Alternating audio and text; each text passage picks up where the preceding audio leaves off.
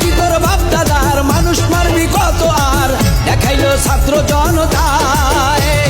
তারেক জিয়া বীরের বেশে আসবে এখন বাংলাদেশে, তারেক জিয়া বীরের বেশে আসবে এখন বাংলাদেশে, ঠেকানোর মতো কেহ নাই।